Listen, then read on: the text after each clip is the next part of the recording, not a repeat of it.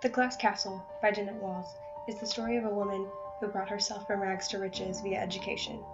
For a long time, she hid her story from her glamorous New York City friends. This is her confession. Her alcoholic and imaginative father, Rex Walls, just knew that one day they would find gold and have all the riches. He promised the kids that when this happens, he would finally build the glass castle that they all deserved. While waiting on this miracle of gold, the kids often went hungry. They learned to fend for themselves as their mother believed their children should. They lived a very nomadic way of life as a result of Rex never paying the bills. Though he talks employers into believing he has a degree, he tends to spend their funds on his drinks instead of the rent or food for his family. So they make the skedaddle and head out to the next tiny rundown town. They move all over the deserts of Arizona and California, where her mother feels most at home, to Phoenix, living in one of the homes that Rosemary's mother owned, the adobe passed down to Rosemary, and then finally to Virginia with Rex's abusive, hateful, hillbilly mother.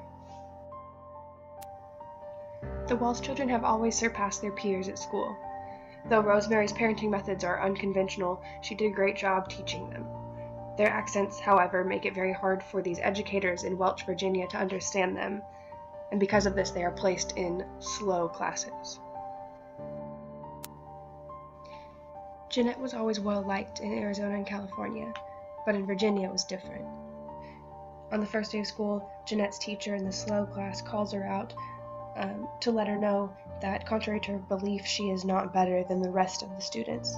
In fact, they are all better than her.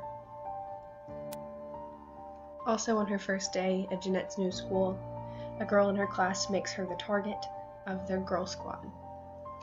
The girls beat her up every single day for weeks, simply because her thrift store jacket has no buttons. Shortly after arriving in Welch, we discover that the worst bully for the family is their grandmother. She shows her true colors when Rex and Rosemary leave for Phoenix to retrieve some belongings that they left at home. She locks the children down in the basement. Jeanette at one point walks in on her grandmother molesting Brian. When Rex Walsh returns, instead of defending his children, he scorns them. Their mother, Rosemary, explains that instead of hating your enemies, you should find the redeeming qualities in them and love them for it anyway. After being kicked out of the basement, the family rents a shack where they stay for years.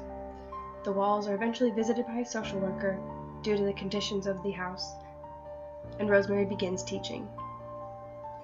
The teaching results in several nervous breakdowns, and she finally quits her job to return to her art. At 13 years old, Jeanette is put in charge of the house and the money, while Lori and her mother skip town.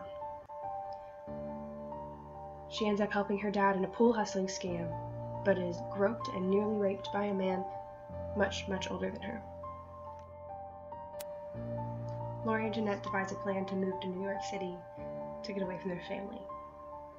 After nearly a year of saving, Jeanette discovers that her father has stolen their money. Years later, Jeanette is offered a babysitting gig. She asks if they could give the gig to Lori and buy her a ticket to New York City instead.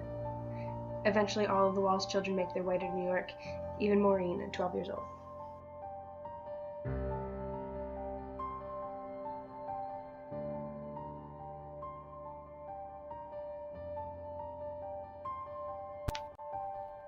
After a life of surviving such trials and tribulations, it is incredible to see how positively Jeanette views the people who caused them. Her adoration for her father is clear very early on, as she makes every effort to avoid going against him, though he was the main contributor to their poverty levels.